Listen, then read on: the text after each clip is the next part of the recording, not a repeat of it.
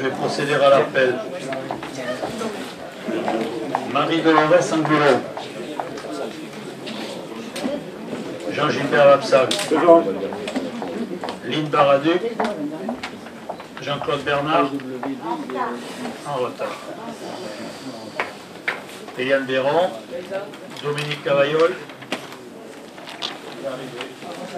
Didier Casimajou.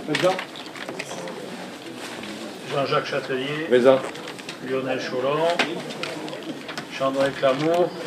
Dominique Clavier. Jean-François Dalcin. François Dora. Jocelyn Doré.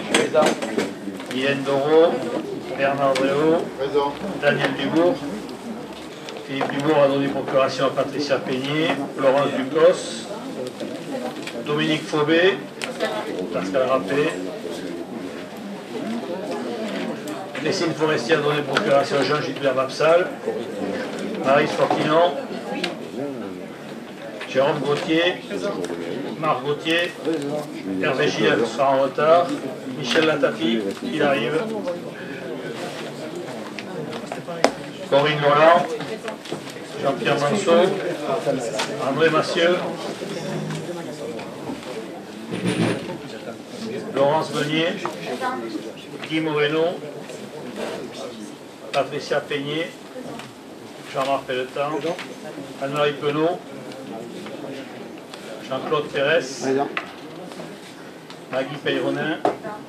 Sylvie Porta. Alain Quérens. Denis Reyne. Jean-Patrick Soulet. Bruno Trénit a donné procuration Lille Baraduc et Mathieu Truffard. Merci. Il vous faudrait un secrétaire de séance. Oui, Didier Casimajou, secrétaire de séance. En ce qui concerne les décisions du président, bon, on va les afficher là, Benoît, si c'est possible. Et, ah oui, je voudrais souligner aussi l'arrivée de Myriam Brosca, on dit, oui, qui a remplacé Sophie Dora, qui vient de la route de Branne et qui a remplacé Sophie Dora auprès de Benoît Boutinon. Qu'elle soit la bienvenue au secrétariat de direction. Promotion interne, mutation interne. Alors il y a les DIA, comme d'habitude, avec les fichiers Excel.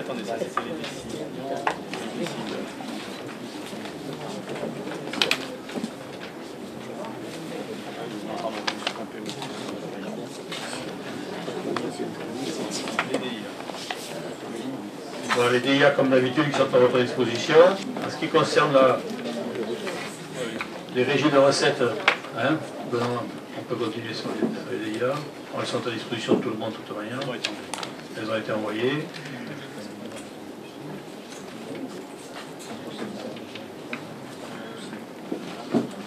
Donc il y a eu une arrêté de régie, on a regroupé tout ça.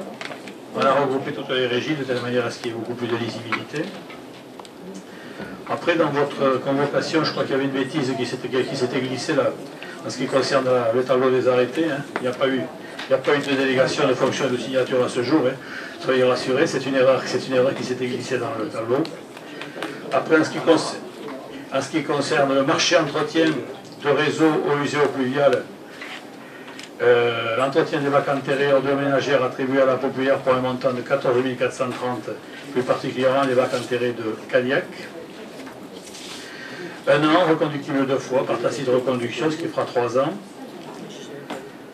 Une AMO d'assistance à maîtrise d'ouvrage, marché de prestation de services d'assistance non collectif, qui a été attribué à Gétude Consultant pour un montant de 4 500 €. Et un marché d'études d'harmonisation fiscale technique et organisationnelle visant à optimiser le service public de gestion des déchets sur le territoire de la CDC. Ça a été attribué, Mylène, à Indigo pour un montant de 47 950. Nous allons pouvoir commencer l'ordre du jour ce conseil communautaire. Premier point à l'ordre du jour. Là, vous savez, c'est la délibération que nous n'avons pas pu mettre au vote la dernière fois parce qu'il nous manquait des éléments qui concernaient effectivement la voirie. Donc vous l'avez toutes reçu une seconde fois avec, je crois aujourd'hui, et Benoît va me le confirmer, qu'on est à même de mettre en place la liste, Jean-Gilles Ababsal peut-être, que la liste des voiries a été définitivement arrêtée, c'est bien ça?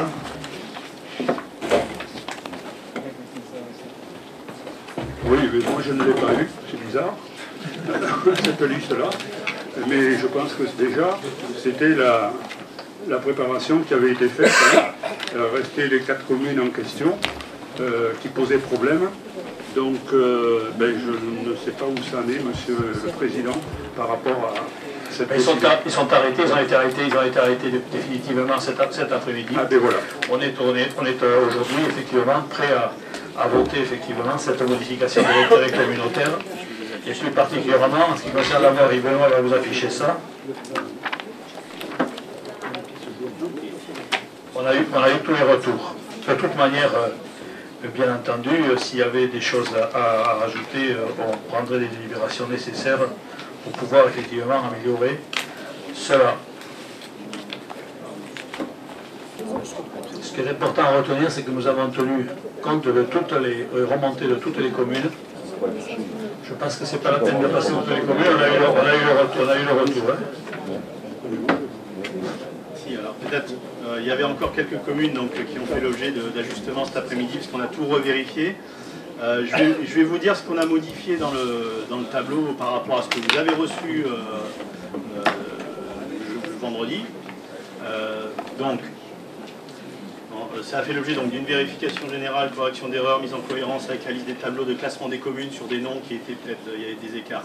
Prise en compte des dernières délibérations des communes pour classement des voiries, parce qu'entre ce qui a été envoyé le vendredi, qui était une liste de jeudi ou de mercredi, il y a eu des retours. Voilà. Par rapport aux demandes des communes, des voies ne sont pas transférables, soit parce qu'elles ont fait l'objet d'une expression de la commune, soit parce qu'elles sont, au regard de leur état actuel, elles ne sont pas transférables. Il s'agit, voire non retenu au motif de la largeur chaussée insuffisante, c'est-à-dire inférieure à 3 mètres, c'est un des critères que vous avez retenu, et la VC10 de Rousselin à l'Estiac-sur-Garonne. Alors, monsieur Moreno n'est pas là, donc elle a été sortie. Elle fera l'objet d'une attention particulière si jamais il y avait une demande de retour à l'occasion d'une modification d'intérêt communautaire sur un prochain conseil communautaire. Ensuite, les voies qui ne sont pas retenues car n'appartenant pas au domaine public communal. Donc il y en a une qui concerne la commune d'Escoussan, qui est la voie dite de retour de route vers le ruisseau.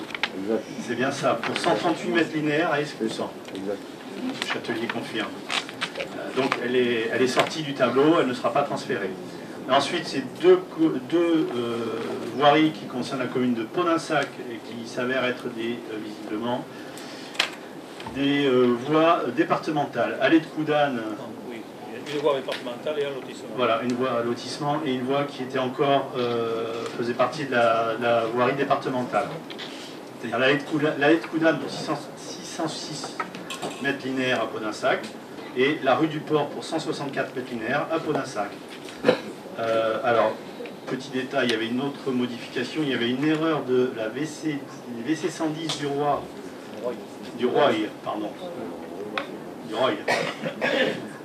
à Landiras, qui était non demandée. Hein.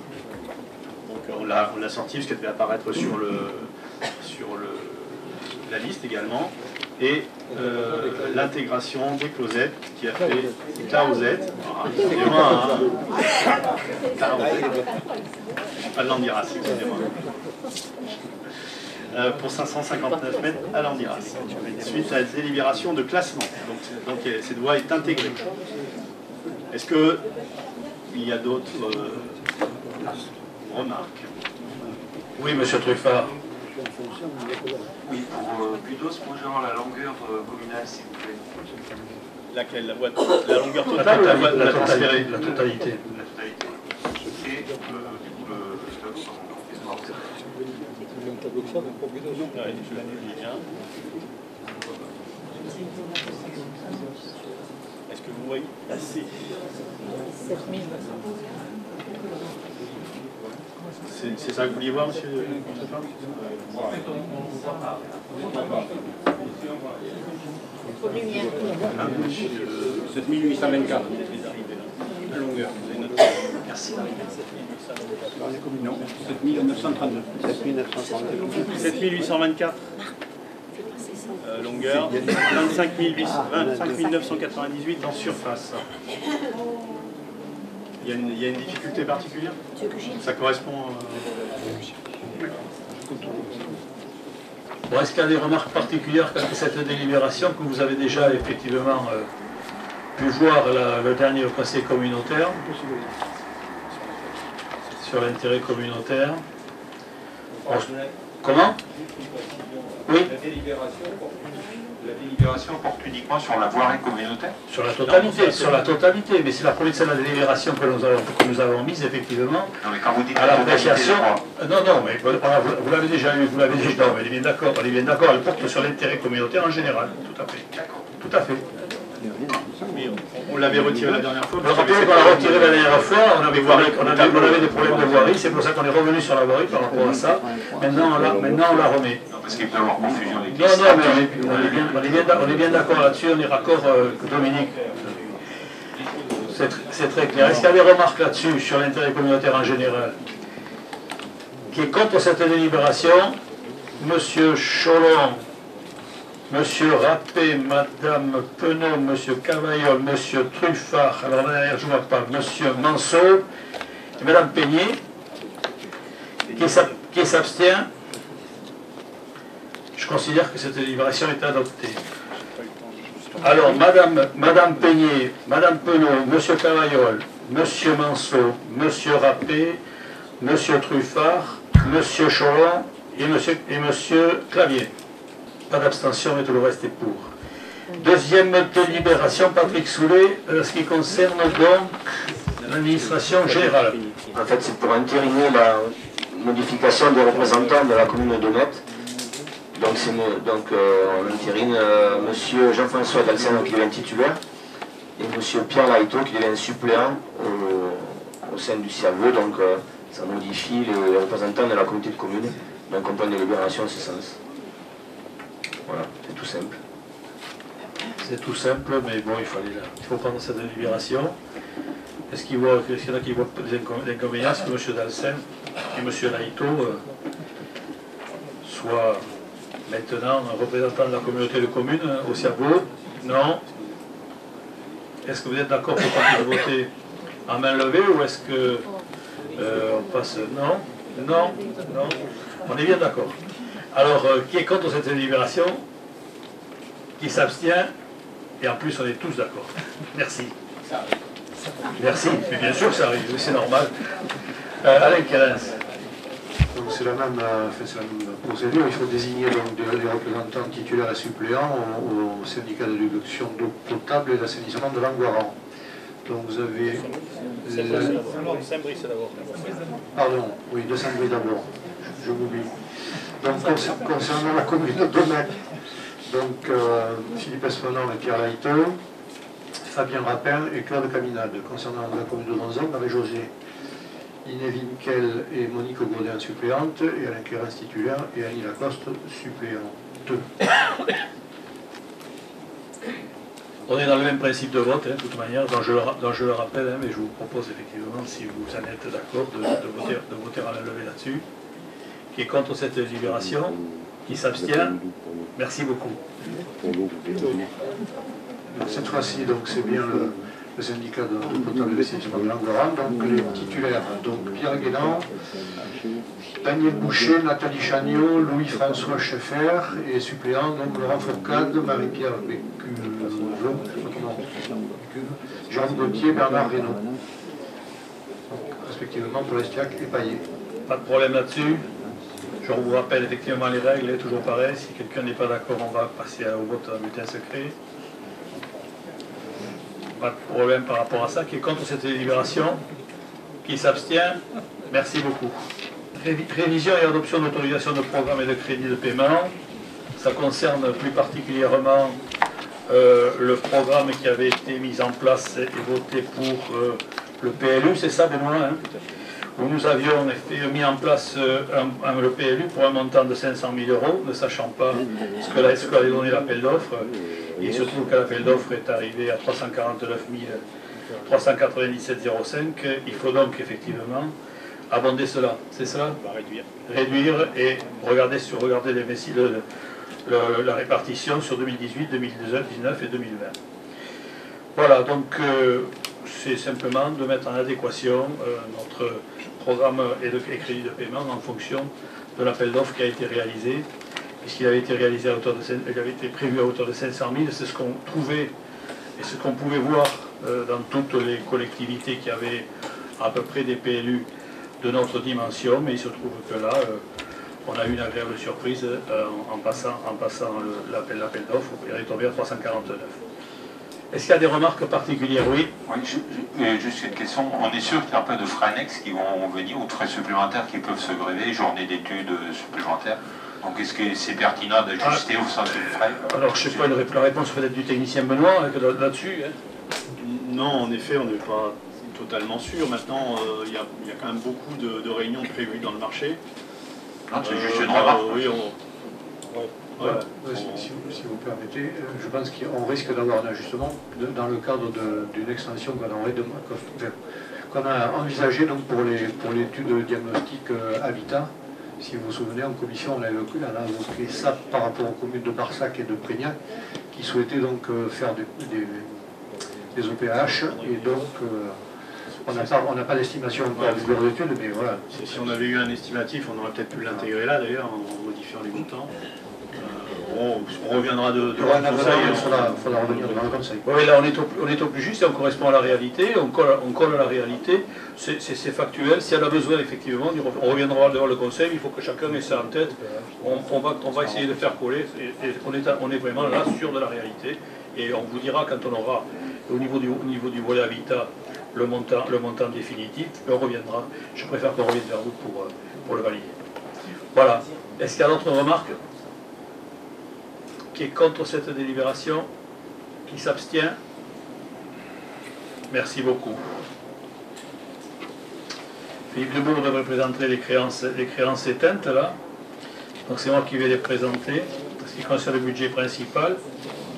Sur le service enfance-jeunesse à Cadillac, il y a des cotes, ils sont irrecouvables et maintenant qui sont devenues éteintes pour un montant de 415,43 €. Ça porte sur les années 2011, 2013, 2014, 15, 16 et 17. Malheureusement, ça perd des profits. Des remarques? Qui est contre cette délibération? Qui s'abstient? Merci beaucoup, je considère qu'elle a été prise à l'unanimité. Budget annexe déchets ménagers Podensac, on est encore vers des créances éteintes, mais là à plus haut niveau.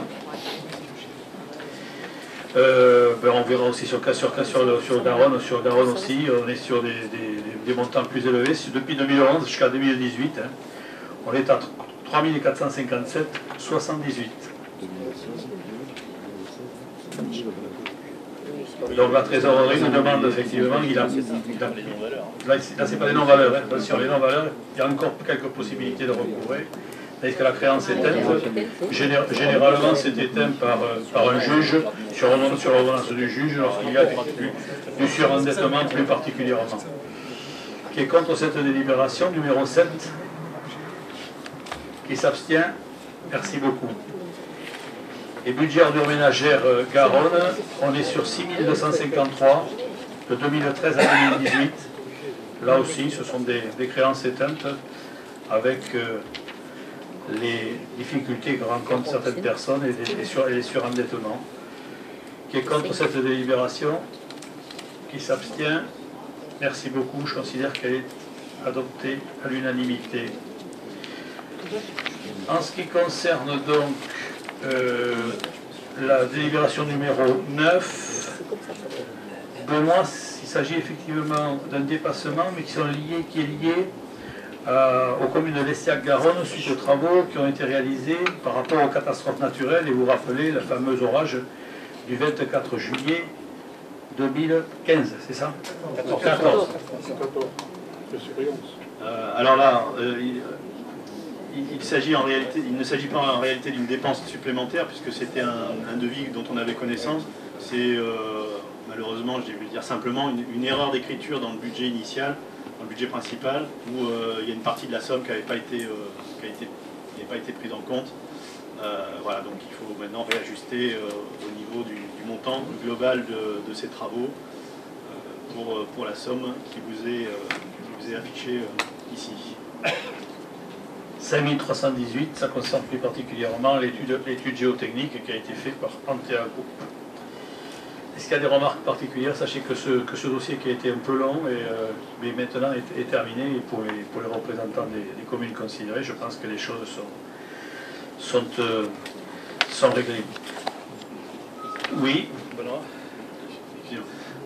Il s'agit d'une décision modificative, donc je vous remercie de ne pas oublier de venir la signer à la fin du conseil ou au moment de votre départ, si jamais vous partez avant. Ça nous facilitera le travail. Merci. on vous le rappellera. Qui est contre cette délibération? La numéro 9. Qui s'abstient? Merci beaucoup, je considère qu'elle est prise à l'unanimité. Josselin. Oui, ben c'est le tableau des effectifs concernant les postes à temps, d'un poste à temps complet. Voilà. La création des tableaux des effectifs de la collectivité, donc on doit... C'est suite au départ de Sophie Dera, mais Benoît va vous expliquer ça un peu plus clairement. On a... oui, le poste occupé par une ancienne collaboratrice était un poste de cadre B, hein, de rédacteur. Madame Wromska, dont on vous a signalé l'arrivée dans le service, donc en mobilité interne, étant sur un poste de cadre C, il faut transformer le poste et le créer sous un cadre C. Voilà. C'est de la tambouille un peu administrative. Donc on l'ouvre sur les catégories C1, C2, C3 pour...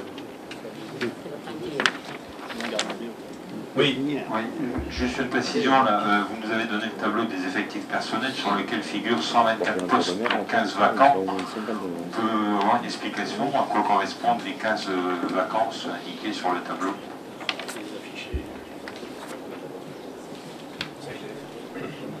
On va l'afficher, vous donner des renseignements. Non mais globalement, ou c'est une stratégie, ou je ne sais pas.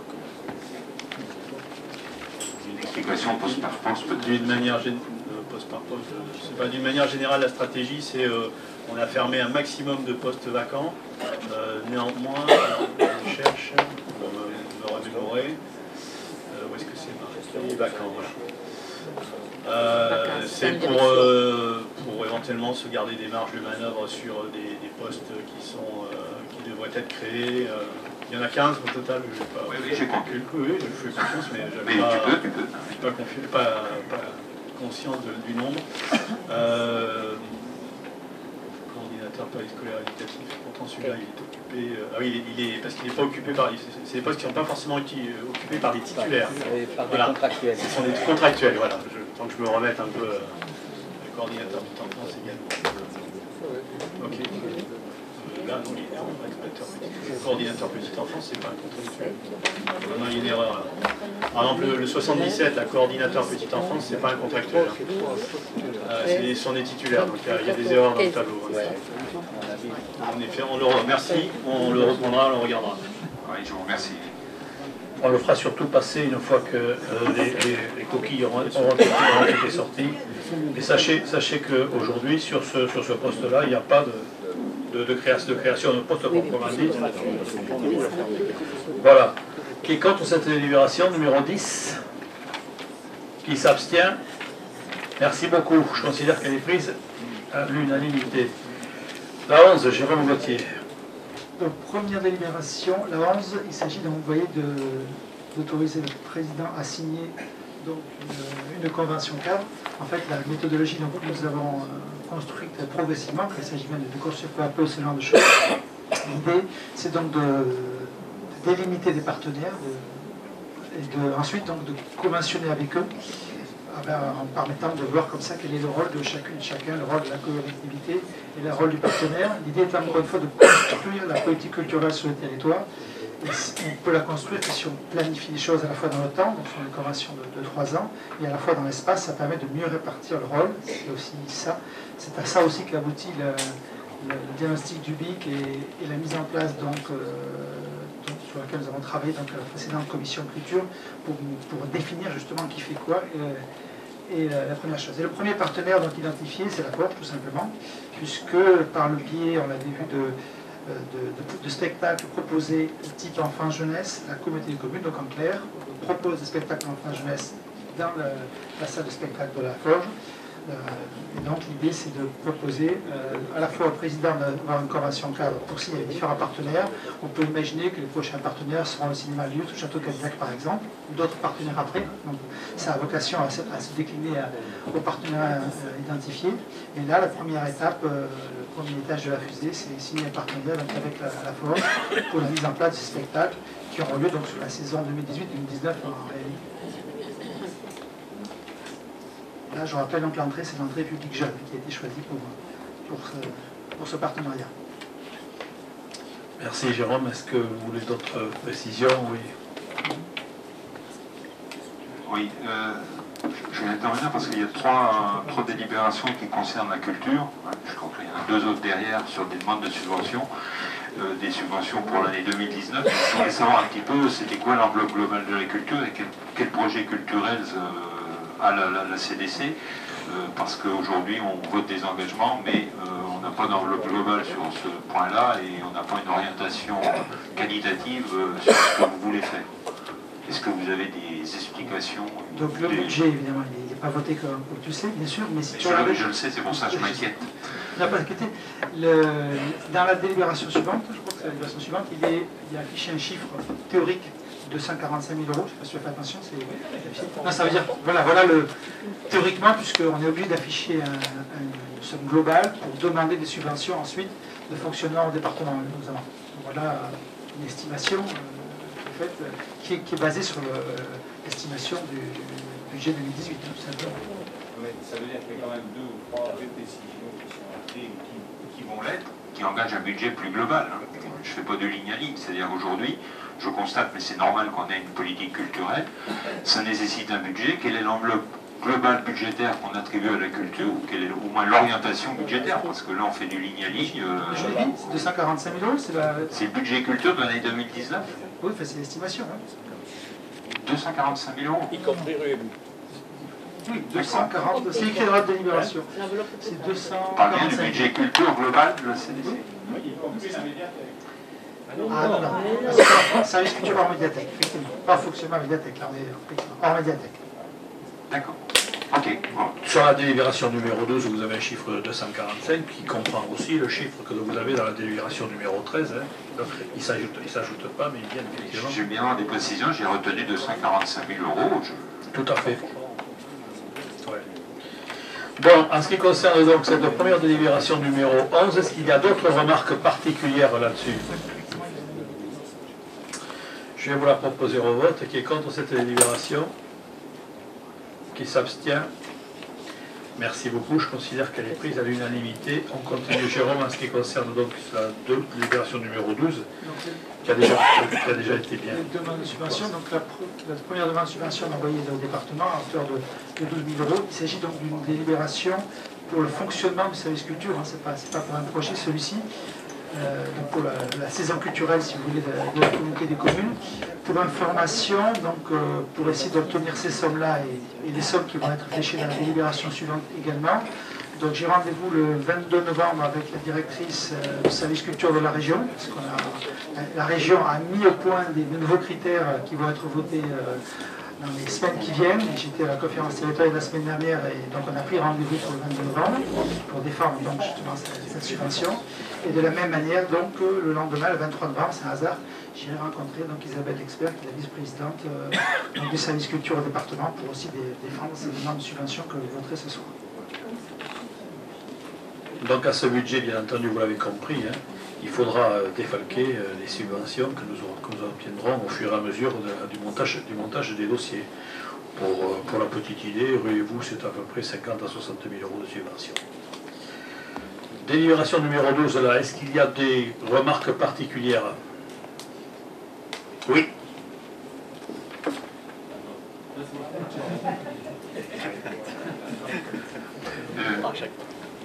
On peut nous dire combien on a obtenu de subventions dans la globalité, s'il vous plaît? Sur 2018? Oui, bien sûr, sur 2019, ça va être compliqué. Ou les autres années? Non, mais on se base sur 2018. Je peux pas des chiffres précis par rapport à ça, donc je ne peux pas vous donner un chiffre suffisamment précis. Moi, j'ai pas les éléments. Le plus subventionné, c'est l'éducation culturelle, c'est de l'ordre de 40 000 €. Après, donc, c'est dans les, je vous dirais comme ça, mais c'est vraiment la louche. Il faut être prudent, c'est pas dans les 100 000 €, mais de subventionnement. Attention, je dis bien donc, en termes de fonctionnement et de projet. C'est-à-dire aussi bien, voyez-vous, que le fonctionnement du service culturel. Mais il faut avoir un ordre d'idée, si vous voulez. Mais c'est pas... Ouais. Monsieur le Président, pour avoir le détail, s'il vous plaît, de ça. Bien sûr, sans aucun problème. Parce que je pense que ça peut être judicieux qu'on puisse exactement savoir ce que ça peut représenter et où est affecté après les subventions que nous touchons. Merci. Donc pour répondre à la deuxième partie de l'intervention, pour l'affectation des subventions, donc elles sont, soit il y a une subvention au département donc, qui est affectée au service culture, les autres subventions, donc de la région par exemple, ça sera a priori fléché sur Rieux parce que c'est le soutien au festival de la région tout simplement. Et puis ensuite il y a des subventions, elles sont affectées, alors à la fois il y a la DRAC, à la fois le département et l'IDAC par exemple pour l'éducation ainsi culturelle. C'est qu'en fait c'est ça, c'est une addition de plusieurs choses. C'est pour ça que je ne peux pas répondre comme ça en termes de chiffres, parce qu'en réalité elles sont fléchées ces subventions. Donc il n'y en a qu'une sur le département qui est fléchée sur le service culture en général pour l'aide de fonctionnement et les autres elles sont fléchées sur des projets particuliers. Donc comme ça vous allez nous donner le développer et on saura exactement à quoi sont servis les... Très bien, merci. C'est ce qu'on vient de dire là. Donc on va oui, c'est pour ça que j'ai dit merci. Voilà. Donc je reste sur le fil de la délibération numéro 12, je vous la propose au vote. Qui est contre cette délibération? Qui s'abstient? Merci beaucoup, je considère qu'elle est prise à l'unanimité. On en a une autre qui est la 13 et qui concerne uniquement Rieux. Voilà, c'est donc les deux sommes, vous voyez, donc 16 000 € au niveau du département, 15 000 € donc au niveau de la région pour mettre en place, donc, pour demander des subventions tout simplement pour le Rieux 2019. Et juste pour information, on avait un comité de pilotage donc hier avec les différents partenaires, y compris le département qui était présent. Le retour est tout à fait positif. D'autre part, pour en revenir à la personne dont le département était présente hier, en revenir presque à la première délibération, ce que souhaitent maintenant les partenaires, aussi bien la région que le département, c'est quelque chose qui soit le plus construit possible. L'idée, ce n'est pas justement des subventions au cas par cas ou au coup par coup comme ça. L'idée, c'est justement que la collectivité, elle présente des projets, elle présente une structuration de la politique culturelle, ce que nous sommes en train de faire notamment donc, par le biais des systèmes de convention. Ils ont besoin d'interlocuteurs, si vous voulez, avec le système construit en face. Ils ne veulent plus l'aspect de saupoudrage comme ça. Et c'est ce qu'on est en train de construire. Donc je leur dis que vous êtes une rare collectivité à construire à ce niveau-là. Donc je pense que c'est ce genre de discours que je tiendrai évidemment lors de mes entretiens et de demande. S'il vous plaît, une question par rapport à Rieux qui correspond en gros à 145 000 €, c'est ça? C'est 145 000 € d'investissement. 145 000 €. Est-ce qu'on peut savoir les retombées qui ont été celles du festival, s'il vous plaît, financières? Qu'est-ce qu'on a les retombées? Les entrées. Les entrées? Oui, bien sûr, et bien, ce que ça a pu rapporter dans la globalité. Alors, je ne sais pas si j'ai sur les yeux, je crois que c'est de l'ordre de 36 000 € au niveau des entrées. Je sais pas si vous l'avez. La question, en gros, est-ce qu'il y a eu un déficit ou pas? Oui, la réponse est oui, il y a un déficit. Il y a 15 000 €. Un déficit de 15 000 €, tout à fait. Donc en fait, il n'y a pas été dépensé 145 000 €. C'est le budget l'année dernière, hein, c'est le même budget que qui représente de façon théorique. Il a été dépensé 142 000 €, donc le budget n'a pas été dépassé en tant que tel. Mais donc il y a eu effectivement 15 000 €, il manquait 15 000 € donc, par rapport au budget initial, pour deux raisons principales. La première, c'est que les subventionnements, pour le coup notamment de la région, n'étaient pas à la hauteur de ce qui était espéré parce que le fonds n'a pas été reçu par la région l'année dernière Bon, parce qu'ils étaient en train de mettre en place leurs critères, je vous dis, les critères ils vont être votés maintenant, puisqu'ils étaient en train de réorganiser l'ensemble de la région Nouvelle-Aquitaine, tout simplement.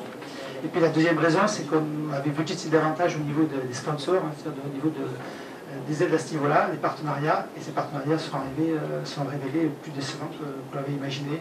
On avait travaillé ça donc, au départ avec la commission de développement économique, et ça n'a pas abouti aux espoirs organisés, si je puis dire. C'est un peu trop optimiste sur toutes les rentrées de subventions. C'est vrai que c'est un peu compliqué de surestimer un petit peu, ne sachant pas forcément. Mais par rapport à ce que vous avez dit, je suis fort intéressé.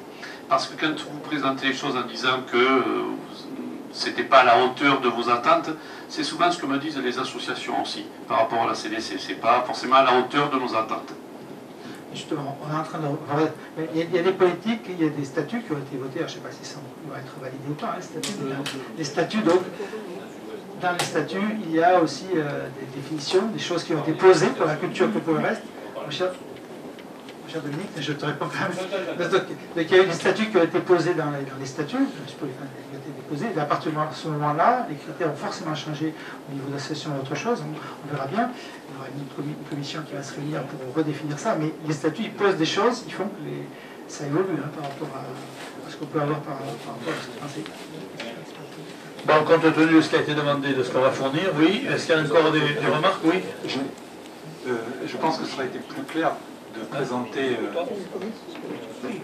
oui, mais d'abord la présentation qu'on a eue en commission, c'est-à-dire qu'il y a les subventions qu'on demande, après il y a la part que la CDC met en autofinancement, la part de la recette des billets, la recette aussi de l'association qui est co-partenaire, Musarène, qui apporte aussi... enfin, il y a d'autres partenaires qui mettent un peu...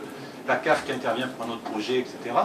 Donc c'est pas que la CDC qui met de l'argent, mais ça serait quand même mieux de présenter, quand on demande des subventions, on le fait pour les projets économiques, d'indiquer les parts de chacune, ce que ça représente dans le budget global. Ça éviterait les questions de ceux qui ne vont pas à la commission. Lynn. Oui, mais voilà, justement, il y a une commission et elle travaille tous les chiffres. Tout ce que vous êtes en train de demander là, c'est présenté en commission. Que ce soit pour n'importe quel projet, on a le coût, on a les subventions, on a les recettes, on a tout. Donc, il faut venir en commission. Oui, Là, on refait la commission. Là, on refait la commission. Si je vais me permettre de reprendre ce que dit Lynn, parce que Jean-Marc avait à un moment donné poussé en disant, une sorte de coup de gueule en disant qu'il n'y a pas vraiment de crime de convention. C'est exactement pareil. J'ai quand même des gens qui sont inscrits à la commission depuis un an et demi, hein, qui ne sont jamais venus aussi. Donc c'est vrai que c'est aussi intéressant à voir. Juste une remarque sur la présence en commission. Il n'est pas question de remettre en question le travail qui est fait dans les commissions. Ce qu'on demande juste, c'est qu'on ait les retours et les comptes rendus. C'est tout, hein, qu'il y ait une transparence. Oui, c'est le travail d'une commission. On fait un compte rendu et il est communiqué au courant. Reçu 5 sur 5. Voilà. Merci. Oui, comme moi par rapport à ça, effectivement, ce qu'il faut bien comprendre, c'est que tout le monde ne fait pas partie des commissions. compris. Et en même temps, n'oublions pas, c'est que on est tous des élus dans nos communes respectives, et on a une surenchère aujourd'hui de réunions qui font que comme vous, hein, là, on est d'accord. Donc à un certain moment, c'est compliqué. Oui, c'est ça. Bon, délibération numéro 13, là, si je peux la mettre au vote. De quoi? Mais non, si je peux la mettre au vote, excuse-moi. Bon, merci, je la mets au vote. Qui est contre cette délibération? Qui s'abstient? Merci beaucoup à l'unanimité. Mylène. Je voulais, excuse-moi, juste rajouter une toute petite chose par rapport à ce qui avait été dit aussi dans un conseil communautaire précédent. Je m'étais engagé à ce qu'il y ait un recrutement pour un lancement de nouveau marché, puisque jusqu'à présent, c'est bien la rue qui traitait donc le marché au niveau de la CDC, de prestation. Il vient pour ce marché. Donc, il y aura, on pourra voter, j'imagine, donc le choix d'un prestataire pour la rue également. Mylène. Bien, la délibération suivante concerne la mise en place de la redevance incitative sur la commune de Cardan. Donc la commune de Cardan souhaite être assujettie à la redevance incitative levée à compter du 1er janvier 2019. Donc cette redevance incitative s'inscrit donc dans le prolongement de la fiscalité qui est appliquée aux communes déjà de l'Estiac, Paillé et Rions. La commission des déchets ménagers du tri sélectif du 20 septembre a donné un avis favorable. Et donc c'était cette délibération pour instaurer donc la redevance incitative à la levée sur la commune de Cardan à compter du 1er janvier 2019. Sous contrôle de M. le maire de Cardan, ça pose pas de problème particulier, c'est ça, c'est bien ça. Voilà, je vais vous demander effectivement de valider cette délibération. Qui est contre cette délibération? Qui s'abstient? Merci beaucoup. À l'unanimité. On continue, Mylène. Donc c'est la suite de cette délibération, c'est donc percevoir le produit en lieu et place du CEMOCTOM, comme nous le faisons déjà pour d'autres communes de la communauté de communes. Voilà. Donc l'une ne va pas sans l'autre. Hein. Qui est contre cette délibération? Qui s'abstient? Merci beaucoup. La 16. Et la 16, c'est une délibération afin d'autoriser le président à signer un contrat territorial de collecte de mobilier. C'est une proposition de rajouter un bac de récupération d'éléments d'ameublement sur la déchetterie de Virlade, donc avec l'organisme, qui est l'unique d'ailleurs, éco-organisme agréé pour récupérer, et qui est Écomobilier, qui récupérerait en moyenne nationale, c'est une récupération à peu près en proportion de 40% de tout ce qui pourrait être récupéré par rapport à du mobilier qui pourrait être mis sur des voies au lieu de récupération et de transformation. Oui. Comment ça va fonctionner? Je veux dire, il va falloir téléphoner, s'organiser. Une benne supplémentaire en C'est une benne supplémentaire qui est mise. Une benne supplémentaire à la déchetterie. Voilà. Et elle sera il va y avoir une réorganisation, il va y avoir une benne supplémentaire posée par les questions techniques, j'en sais rien. Et c'est complètement géré pour nous. Je sais qu'il y a deux bennes de déchets verts. C'est deux bennes. Écoutez, voilà, on va organiser les choses. C'est notre prestataire qui va organiser les choses. Il semblerait que ce soit possible techniquement. Ne m'en demandez pas plus, je ne suis pas dans la déchetterie. Mais c'est effectivement un service qui est proposé, qui pourrait être intéressant pour les usagers. Est-ce qu'il y a des remarques autres que celles de M. Rappé? Merci, je passe au vote. Qui est contre cette délibération? Qui s'abstient? Merci beaucoup. Oui, il s'agit d'une délibération pour la signature d'une convention entre la CDC et la commune de Podensac, c'est-à-dire pour autoriser le président de la commune de Podensac à signer avec le maire de la commune de la convergence avec la commune de Podensac pour la restauration collective et l'entretien des locaux mis à disposition aux accueils de loisirs à la commune de Podensac. Voilà. Il s'agit de 2 agents pour la restauration et 2 agents pour l'entretien des locaux à 2 heures par agent quotidiennement. La compétence, pardon. Oui. La compétence reste malgré tout à la communauté de communes. Tout à fait. C'est une organisation de toute manière. Le service de restauration était assez compliqué, donc il fallait qu'on gère les choses. Et puis avec les, là on avait des difficultés avec les agents, mais c'est une opération qui effectivement aujourd'hui. J'ai une pièce juridique, ça se passe. Voilà, tout à fait. Est-ce qu'il y a des remarques particulières là-dessus? Vous voulez aborder quelque chose? Juste une remarque, M. Pelletan a à juste titre vu insérer une coquille dans la durée vis-à-vis d'une convention qui s'applique du 1er octobre 2018 au 31 août 2018. 19. J'espère que vous avez rectifié. Qui est contre cette délibération? Qui s'abstient? Merci beaucoup. Donc la compétence, la délibération 18, c'est la demande de subvention non polarisation du dossier d'autorisation du système d'endiguement. Donc vous savez que la compétence GEMAPI, donc on a un item qui s'appelle numéro 5 qui s'applique aux ouvrages de protection contre les inondations du territoire et nécessite donc la réalisation des dossiers d'autorisation de ces systèmes d'endiguement. Donc nous avons la possibilité donc, de demander des subventions donc, au département et par l'intermédiaire des fonds Barnier. peuvent participer au financement des études et travaux des programmes d'action de prévention contre les inondations. Donc, on vous présente donc le plan de financement. Pour essayer de vous donner quelques éléments, donc l'ensemble des prestations intellectuelles, on s'insère dans une commande d'études groupées qui est portée par un groupement des 4 PCI, donc qui est la CDC des Ports d'Entre-deux-Mers, la nôtre, ainsi que le Réolais et Sud-Gironde, et c'est la CDC Sud-Gironde qui est le coordonnateur. Donc le périmètre d'études, il couvre le territoire de l'ensemble de ces territoires des groupements, et plus particulièrement dans le linéaire des digues, qui participent actuellement à la protection de ce territoire.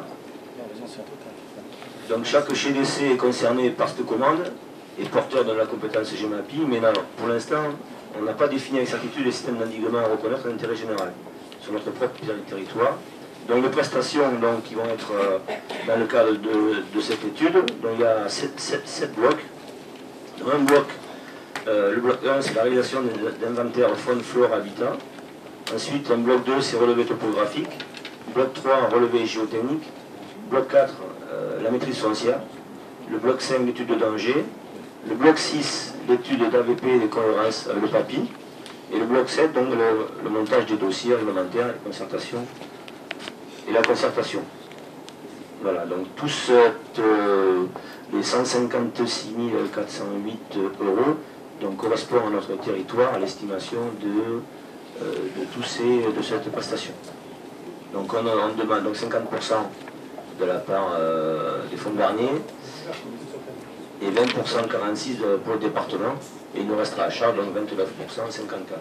Donc on a déjà voté ce montant dans le cadre du budget GEMAPI. Oui, s'il te plaît. Patrick, une question par rapport à l'étude de danger. On ne la refait pas sur la commune de Barsac. Ça a déjà coûté 80 000 euros. J'espère qu'on va s'en passer. Non, mais de toute façon, tout ça, ça sera pris en compte après par les bureaux d'études. On fera l'état des lieux de l'existant, il me semble.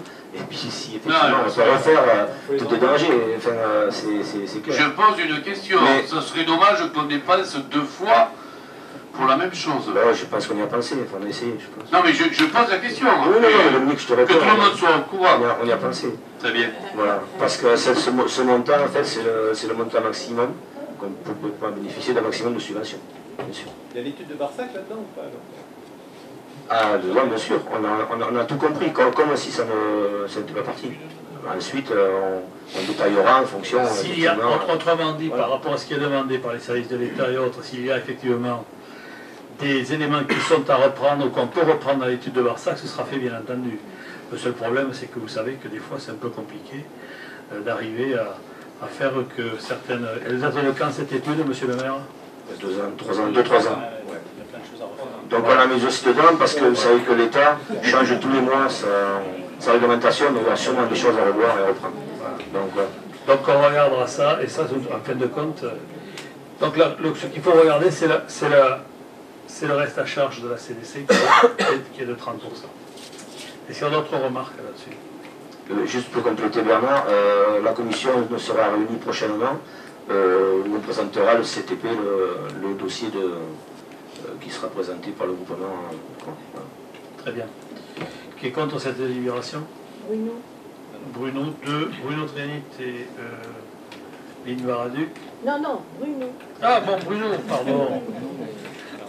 Et M. Cholon, qui s'abstient.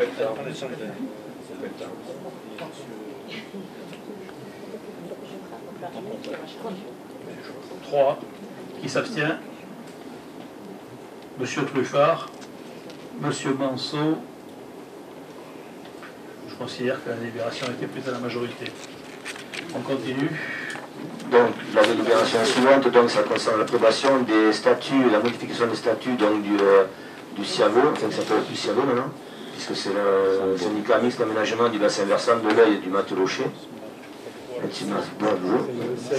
faut s'habituer à le prononcer. Je suis désolé, je n'ai pas répété le nom encore.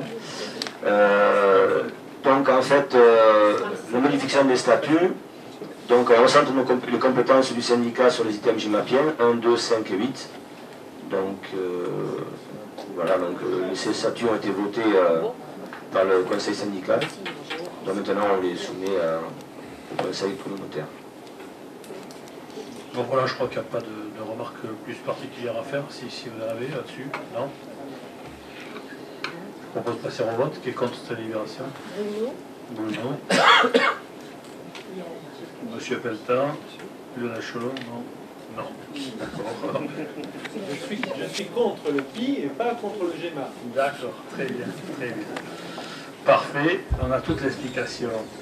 Qui s'abstient? Il n'y a pas d'abstention. Donc je considère que cette délibération a été prise à l'unanimité. Groupement de commande pour le contrôle des installations du SPANC, Alain Pirens. Bien, comme vous le savez, donc, on est compétent au niveau du SPANC et le marché arrive à échéance, donc il faut renouveler ce marché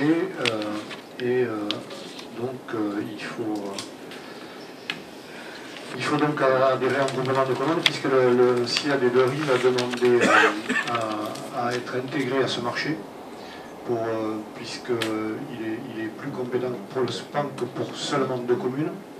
Donc il avait peur que les tarifs que lui proposerait un prestataire soient très très élevés. Et donc il demande à la CDC de pouvoir se joindre à ce marché. Donc est-ce que vous autorisez le président donc, à signer une convention de groupement de commande pour renouveler ce marché? Et désigner effectivement, parce qu'il y a au niveau de la commission d'appel d'offres, ils vont prendre dans la commission d'appel d'offres. Désigner un titulaire, un suppléant. Je vous rappelle les membres de la commission d'appel d'offres. À part le président, il y a Philippe Dubourg, Dominique Cavaillol, Michel Latapi, Jocelyn Doré, Guy Moreno, Jean-Gilbert Vapsal, Didier Casimajou, Jean-Claude Bernard, Dominique Clavier et Lionel Cholon. Là-dedans, il me faut un titulaire et un suppléant. Peu importe votre statut d'ailleurs dans la CAO d'origine. C'est un titulaire, un suppléant pris parmi les 10. Donc c'est ce qu'il y a des candidats. Didier Casimajou. Titulaire. Un suppléant si c'est possible. Jean-Gilbert. Vous êtes d'accord? Vous êtes d'accord là-dessus? Il n'y a pas de problème? Donc, par rapport aux explications d'Alain Pirens, les deux membres qui viennent d'être extraits de la commission d'appel d'offres pour venir sur ce SPANC, écoutez, je vous propose de voter cette délibération. Qui est contre cette délibération? Qui s'abstient? Merci beaucoup, elle est prise à l'unanimité. C'est le marché public pour le prestataire qui administre nos multi-accueils sur la rive gauche, tout au moins pour l'instant. Il n'y avait une seule candidature. Je précise que je ne fais pas partie de la commission des marchés publics. Donc il n'y avait qu'un seul prestataire qui est éponyme, qui est déjà le prestataire en classe. Donc il a été examiné parce qu'il était dans les clous. Ils ont eu pratiquement le maximum sur chaque rubrique. La seule chose, ils avaient oublié de préciser à qui ils donnaient leur bilan chaque année, donc ils nous l'ont précisé. Donc il n'y a pas de remarque particulière. Si je puis en faire une, il s'oblige chaque année à nous faire quelques petites économies. Moi je suis contre parce que j'estime que s'il y a une économie par rapport à ce qu'ils ont demandé, c'est qu'il y a quelque chose qui n'a pas été fait. Voilà, c'est la seule chose, si je puis dire, la seule remarque que je pourrais faire. Ils ne sont pas là pour faire des économies, ils nous demandent 100 000 euros, ils dépensent 100 000 euros, et non pas 99 000 euros. Voilà. Oui, mais après ça, je crois qu'effectivement, on ne peut pas forcément leur reprocher. Je crois que c'est quelque chose de... Moi, je considère qu'il y a quelque chose qui n'est pas fait. Sinon, ils demandent 99 000 euros, pas 100 000. Le principal, il faut regarder si le service est rendu. Le service est parfaitement fait. Le personnel donc, moi, je n'ai pas de souci, effectivement, à partir du moment où on peut faire quelques petites économies. Oui, voilà. Voilà.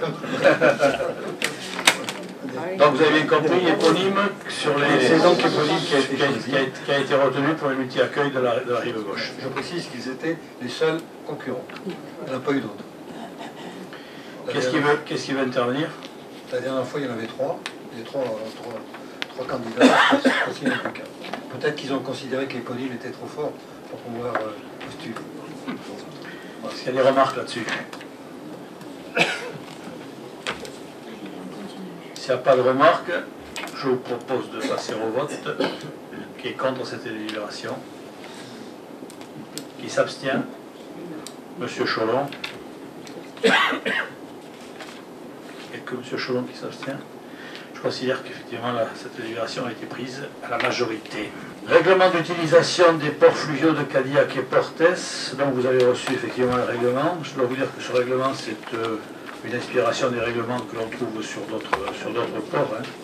Et on n'a rien inventé, sauf que ce règlement, on nous demande de le voter parce qu'on va prendre la gestion à partir du 1er novembre, c'est ça Benoît? Début novembre. Et on a besoin d'un règlement qui sera amendé très certainement dans un prochain conseil communautaire en fonction des équipements qui vont être mis en place. Mais pour l'instant, il nous faut un règlement d'utilisation. C'est un règlement qui est à peu près basique. Vous avez dû en prendre connaissance. Voilà, c'est une délibération qu'il faut que l'on prenne. Est-ce qu'il y a des remarques là-dessus? Qui est contre cette délibération? Qui s'abstient? Monsieur Cholon. Je considère que cette délibération est adoptée. 23, donc une délégation autorisant le président à ouvrir et fermer les équipements fluviaux de Cadillac et Portes par arrêté. C'est-à-dire qu'il faut que vous me donniez l'autorisation en cas de force majeure de pouvoir intervenir et fermer ces pontons en cas de crue, en cas d'éléments majeurs, de dégradation des pontons et autres. Donc il faut que je puisse agir le plus rapidement possible. Il faut que vous puissiez me donner effectivement cette délégation. Sinon, je serai obligé de réunir le conseil communautaire pour effectivement prendre la décision. Et ce serait peut-être, s'il faut la prendre à l'urgence, ce serait peut-être un peu compliqué. Voilà. Des remarques là-dessus? Qui est contre cette délibération? Qui s'abstient? Merci beaucoup. Je considère qu'elle est prise à l'unanimité. Adhésion à Gironde Tourisme. Donc bon, là c'est une décision qu'on a vue en commission. Donc la Gironde Tourisme, bon, l'adhésion est à 100 €. Hein. Donc je pense que c'est intéressant pour le développement touristique de notre territoire. Donc je crois que quelque part 100 €, c'est pas forcément une énorme somme. Et je vous propose qu'on adhère à Gironde Tourisme. Des remarques? Qui est contre cette délibération? Qui s'abstient? Je considère qu'elle est prise à l'unanimité. Autorisation de signature de la convention avec le Grand Port Maritime de Bordeaux dans le cadre du programme Cruise Bordeaux. C'est effectivement de pouvoir rentrer autour de la table et de pouvoir quelque part faire en sorte que l'on puisse peser sur les décisions qui vont être prises par les décideurs et faire venir des bateaux sur Cadillac en particulier dans un premier temps et sur Portes ensuite. Cette délibération qui vous est demandée est assortie d'une adhésion de 1 000 € sur la base de Cruise Bordeaux a un budget annuel de 58 700. Ça correspond à 1 000 € sur 58 000, c'est à peu près un peu moins de 2%. Des remarques? Qui est contre cette délibération? Qui s'abstient? Merci beaucoup. Donc il s'agit donc de prendre une délibération concernant les droits de la délégation du droit de préemption urbain à l'établissement public foncier Nouvelle-Aquitaine sur plusieurs sites. Le premier site, donc, c'est celui de Sérence, qui va vous être présenté sur l'écran. Donc ça concerne la zone AUY de la commune de Sérence, qui est placée dans son PLU, et pour une extension donc, de la zone artisanale de Sérence. Donc ça c'est le premier point. La deuxième concerne les zones UA, UB, UC, UE, UY et 1AU de la commune de Prégnac sur la zone artisanale de Piastre. Donc ces communes, on souhaite donc que l'EPF préempte pour les communes et la CDC concernant les zones artisanales plutôt. Donc on souhaite donc exercer déléguer, je vais y arriver, le droit de préemption à l'EPF, et donc c'est ce qui vous est soumis ce matin, ce soir et partout, décidément. Il est tard. Donc juste ce que je voulais dire, c'était que les communes donc la commune de Prégnac a a eu cette délibération en main avec le zonage pour vérification et donc a confirmé que les parcelles identifiées sont bien les bonnes. Et de même donc, pour la commune de Sérons. Voilà, donc on vous propose donc de donner délégation à l'EPF pour... je vous passe l'ensemble des parcelles. Non, on va simplement s'assurer, effectivement, auprès des communes concernées, que la liste des parcelles est bien valide. C'est-à-dire qu'on ne s'est pas trompé, c'est vraiment le plus important. Hein. Donc Jean-Patrick, sur ta commune, c'est bon, c'est validé. D'accord. Hein. On a reçu le courrier dans le service normalement de mairie qui confirme. D'accord. Et sur Prégnac, c'est la même chose. Hein. C'est la même chose, le courrier est arrivé. D'accord. Donc à partir de là, dans les parcelles étant parfaitement identifiées, on doit pouvoir prendre la délibération. C'est important. Qui est contre cette délibération? Attendez, s'il vous plaît. Oui, pardon. C'est le piastre ou c'est le lapin? Non, cette délibération, c'est le piastre. C'est la zone. C'est la zone du piastre. Puisque c'est la CDC qui a la gestion de la zone. C'est celle que vous avez affichée, monsieur Manson. Il y en aura une autre sur Prégnac après. Après, il y en a une autre. Après. Oui, il faut regarder l'autre délibération qui suit. Vous devez trouver effectivement la zone du lapin. Bon, est-ce qu'il y a d'autres remarques? Il n'y en a pas. Qui est contre cette délibération? Qui s'abstient? Merci beaucoup. On continue. Alors, dans le même registre, c'est une demande donc, de la commune de Cadillac de présenter sur trois zones, on va dire.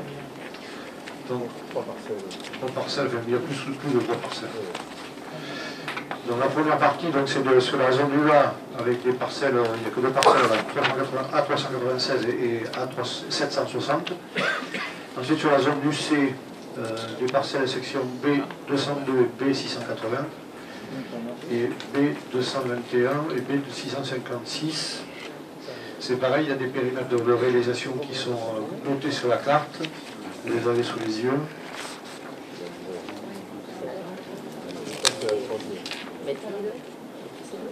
Donc, voilà, donc celle-là, on peut expliquer. Remettez n'importe laquelle, Et les joueurs. Il y en a à l'envers, donc à chaque fois, il faut que je sorte. Non, c'est pas grave.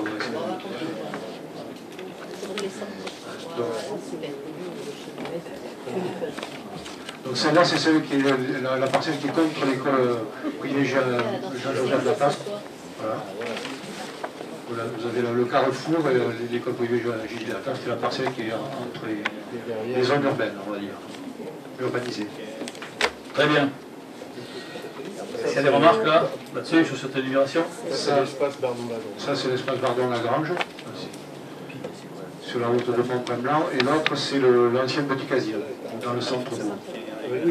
Bon, c'est parfait, là, il est parfaitement identifié, donc on peut y aller. Qui est contre cette délibération? Qui s'abstient? Merci beaucoup, on considère qu'elle est prise à l'unanimité. La 28, donc ça concerne une nouvelle délégation de représentation à l'EPF. Donc ça concerne donc une zone 1 à U de 4 parcelles A509 et la zone 1 à UE, parcelle section A 456, 949, 457B, 911. C'est pareil, vous avez le périmètre délimité en rouge qui a été vérifié puisqu'il y avait 2 parcelles qui avaient été incluses à la demande dans la convention et qui n'étaient pas qui étaient zones agricoles et qui ne pouvaient pas être présentées. Donc on a rectifié ceci et la commune a validé. Est-ce qu'il y a des remarques? Qui est contre cette délibération? Qui s'abstient?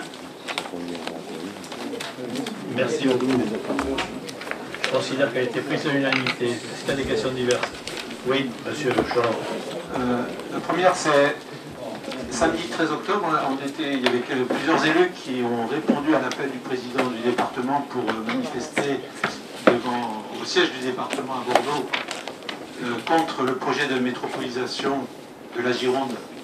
On sait que c'est travaillé en secret par quelques grands élus, dont le président de la région, le maire de Bordeaux et même le président de la République.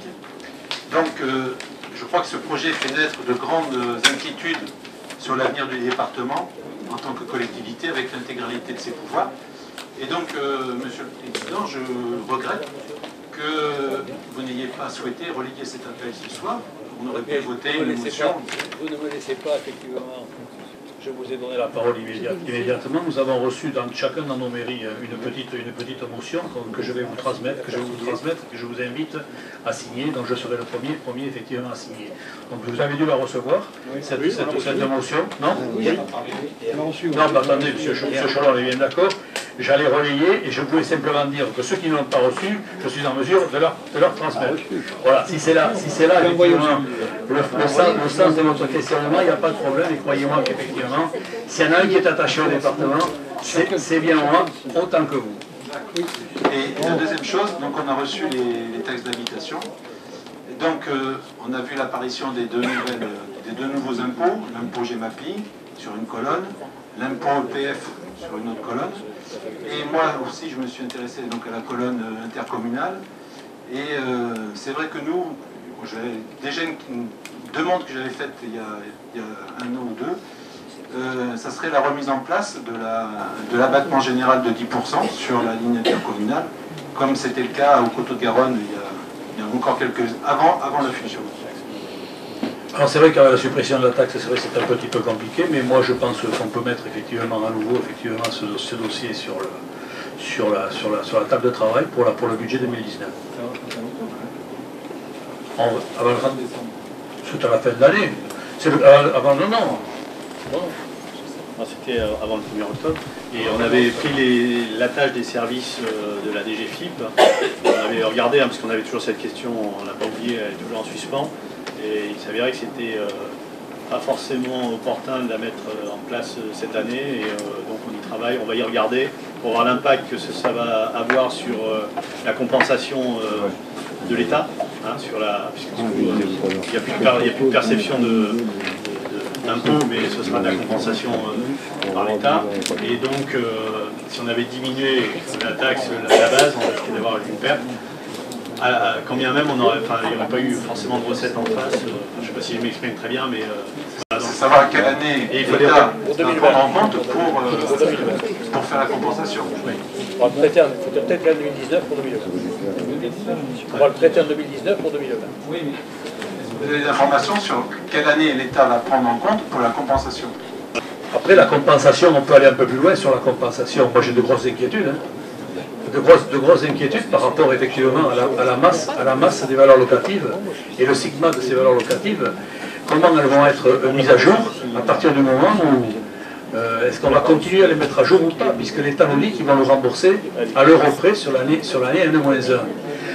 Demain, une commune qui reçoit, je prends la commune de Pigeon-sur-Ciron, mettons une trentaine de maisons qui vont générer de la taxe d'habitation, 40 maisons qui vont générer la taxe d'habitation assez rapidement, est-ce qu'on va les prendre en compte ou pas? Ça, c'est une question vraiment réelle. Hein.